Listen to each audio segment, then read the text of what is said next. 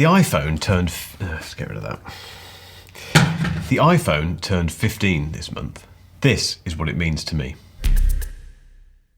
Hello and welcome back to Ellis Reviews, and thank you for subscribing if you have, and if you haven't subscribed, you know what to do. I was 26 when the iPhone was first launched, and I wanted one really badly. There was just one problem, which was that I couldn't afford it, and back then it was an expensive phone. Phones are still expensive these days, particularly iPhones, but back then they seemed astronomically expensive. And actually, when you think about it, the original iPhone came after a whole bunch of absolutely terrible smartphones. So back then, smartphones were big, clunky, chunky, they had bad battery life, they had terrible operating systems, which is why owning a normal phone was far more desirable back then, and that's what led to success for things like the Motorola Razr. Clearly, Apple had hit on something because it looked like they'd finally made a smartphone that had real potential. Now, my iPhone journey isn't particularly unique, but it does reveal what this device means to me and how I wound up with the iPhone 13 mini in 2021.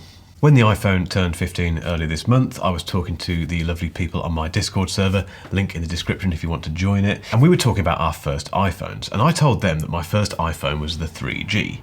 It wasn't actually, it was the 3GS, I got confused. But prior to that, I did have a bit of an experience of using the operating system that was running on the iPhone because I had an iPod Touch. And an iPod Touch, as you probably know, is basically an iPhone without the phone bit included. And looking back, it was like a gateway to me becoming an iPhone owner, but it still wasn't an iPhone. And I remember getting my hands on an iPhone for the first time ever. It was a real experience. I felt really proud to finally own this thing that I'd wanted since 2007. In fact, I remember sitting in a pub with the phone in my pocket and sat there thinking, wow, I've actually got an iPhone in my pocket. I can pick this thing out of my pocket and ring someone on it. It's a real iPhone. It's not an iPod Touch. Now, unfortunately, I don't have much, my memory's terrible, by the way, but I definitely don't have much memory of using that iPhone 3GS. I remember the design, obviously, and I remember it being a nice thing to use, but I do remember thinking that I wouldn't need another type of phone ever again. I had the iPhone. It was clearly the thing that I needed to use for the rest of my life. Why on earth would I go anywhere else? Suddenly, everything made sense. That smartphone that I'd been waiting for many years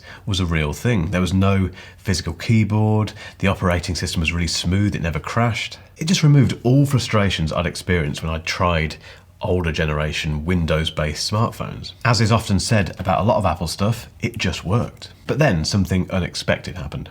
Now, if we fast forward to 2014, clearly my love of the iPhone was waning a little bit because during that year, I actually bought myself a Moto G. And back then, it was one of the first budget smartphones that wasn't rubbish. It looked good, it had a decent battery life, it had a decent version of Android on it. There wasn't much not to like, really. And I think looking back, I was obviously getting a bit bored of the iPhone and I wanted to try out something different. And I'm very much like this with tech. You'll have noticed on this channel that occasionally I switch between things. So I've started using a Windows machine occasionally. I switched my Apple Watch Series 6 for a Casio G-Shock for an entire month. And since then, I keep going back to that G-Shock every weekend. But obviously back in 2014, I wanted to broaden my horizons a little when it came to smartphones. And that is why I ditched the iPhone for the Moto G. But that didn't last long, and I remember later that year, in 2014, I went to London on business, and I found myself with a bit of spare time, so I thought, I'll head into the Apple Store.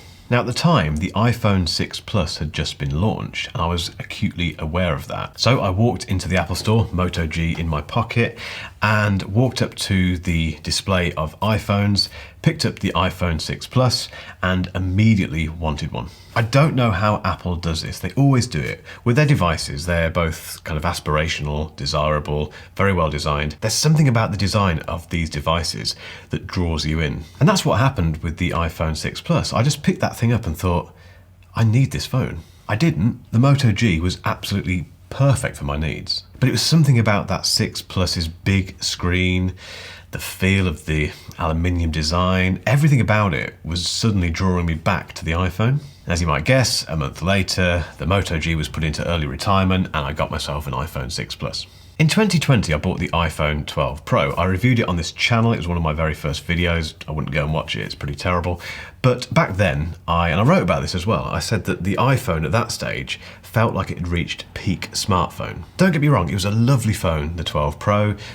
As always, very well designed, nice to use, never crashed, was just rock solid, but incredibly boring. A bit like iPads, it's always been fast enough, the iPhone. The iPhone has never felt slow at all. So the new chip didn't bother me. The constant iterative updates to the camera, again, not that fussed. It was just this rectangular slab of aluminium like it always has been, and I was just getting a bit bored of it. And I think that was exacerbated by the fact that the competition was starting to do some very interesting things with folding and flipping phones. So 2020 and part of 2021 wasn't a great year for me when it came to the iPhone. I'd very much fallen out of love with it. It was just a device that I used to communicate with people and run my business. It wasn't anything that I really enjoyed using and enjoyed owning. And that's a real shame and quite an about turn when you think that way back when I had that 3GS in my pocket in that pub, feeling very proud to be an iPhone owner, going from that to being very bored of that very same product a few years later, it's a bit of a shame. It kind of makes you think, what went wrong? Then, later in 2021,